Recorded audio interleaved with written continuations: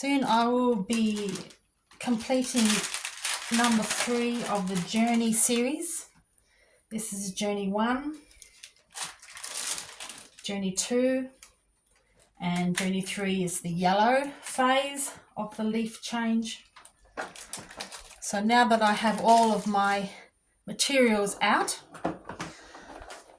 I thought I would share with you all the materials you need to do an oil painting, which is a little more complicated than the watercolour. First of all, you need clean hands, no impurities or oils or moisturisers, and a desk. So if you're like me, I do fine art and I paint with my wrist. So I use this desk here. It's my grandfather's old desk. He was a metal fabricator and he would do his specification drawings on this desk. It's one of the ones with the lid that comes up. Or you can purchase a desk easel like that. It has a little arm. You can go up any kind of level that you like that.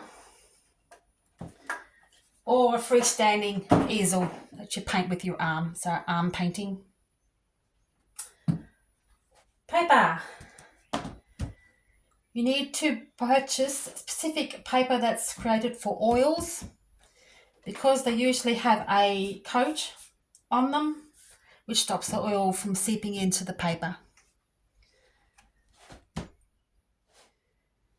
If you like the texture of watercolour oils, for example, and you would like to use that paper, you'll need to prime the paper with like a clear or an off-white gesso. And that just seals the paper ready. And it also helps to adhere the oil paint onto the paper as well.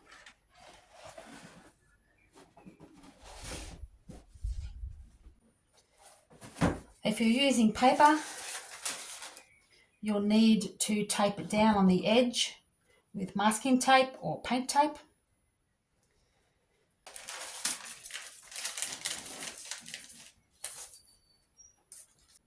Other versions of what you can paint on is obviously canvas, stretched canvas. It's stretched around some bit of wood, usually pine. That's usually comes pre-primed for you. Just check just to make sure though. And then of course you have a canvas board, which is canvas stuck on board. I don't have one of those to show you because I personally don't like them. It's very sterile and just got no character. So I don't normally use canvas boards, but you might like to try it. Palettes. Thumb palette. Good for when you're painting with your arms on a freestanding. Nice and firm. I personally prefer a ceramic palette, or you can buy like a glass version of a palette. They're very easy to clean, and this is nice because it's small. I can use a container, put it in there, fill it with water, and it stops the air from getting to your oils and oxidizing your oils. And it makes it a lot easier to keep your colours fresh for your next painting session, for your next day or whenever you go. So you need a container to fit your palette into.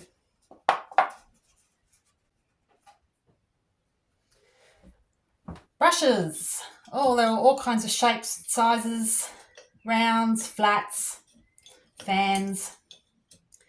I personally prefer sable or animal hair. It's a natural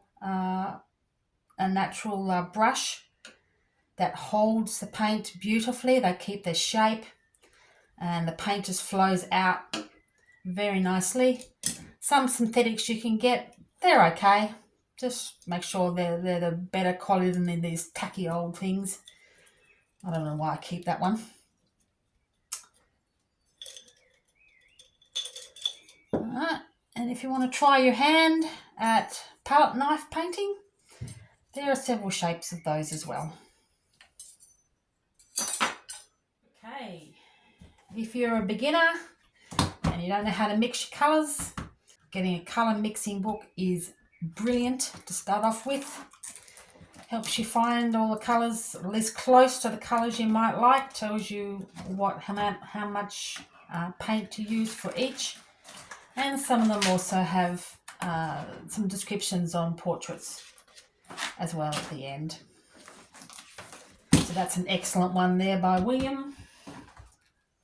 With your paints, it's always a good start to do your own chart with the colours that you have and put the names under each. And that gives you an idea of how they turn out on paper. Depending on your budget, depends on what ones you get.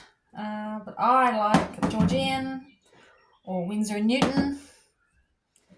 They're very nice. They're nice and glossy, particularly when you add the correct medium.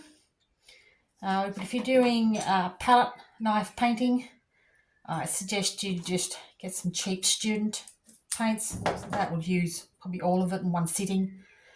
It can get pretty expensive.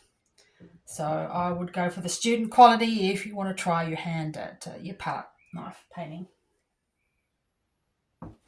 You can paint straight from the tube if you wish, although I think you will find that your paints will oxidize pretty quickly. The paints don't dry out, they oxidize.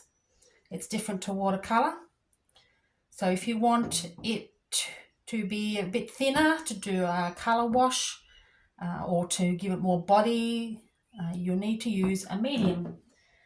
Now, mediums are made up of two things, mineral turpentine and purified linseed oil. So this is what they look like.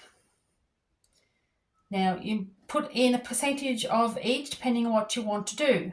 If you want to thin it out and you want it to dry in a hurry, you use more turpentine. However, if you use too much turpentine, your paints eventually will crack, and after many, many, many years, of course. And if you use too much oil, they won't dry out. So, to save from mixing it yourself, which is quite complicated, you just buy mediums already pre-mixed. Makes it a whole lot easier. This is Art Spectrum's version. There's a 1 and a 2, which I don't have, and 3. Number 1, that's good for thinning out your paints if you want to do a color wash. It's also good for underpainting, which is what I'll be doing with mine.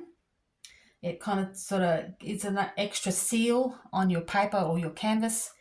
It aids in your paint's adhesion to your canvas and the paper. So it's an excellent start with that.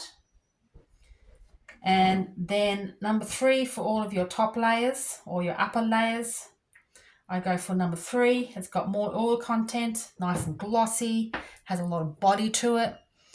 And you can mix your colors straight on the paper or the canvas with this.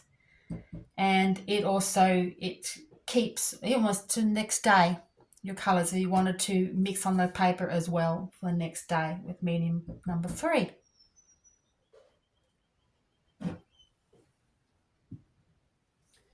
Okay, wash up. Wash up, you use mineral turpentine. There's a low odor version of this. And you need 2 jars. First rinse, second rinse. You only need a little bit in the bottom. And then once you're finished, you just tip it out on a weed out in the garden. They kill weeds very quickly. It's brilliant, actually. When you get the jar back in, use some blotting paper and your spatch and just clean up just the residue of the paint that's in the jar, fresh, ready to go. And yes, you need more blotting paper. I use blotting paper to blot out the remaining of the terps in my brush, like so. Gets the points back, keeps the brushes nice. And I've said before in the watercolour vlog, never put your brush in the paint and just leave it like that, or in the turpentine. Big no-no. It kinks your bristles, makes it a wrong angle, basically kills your brush.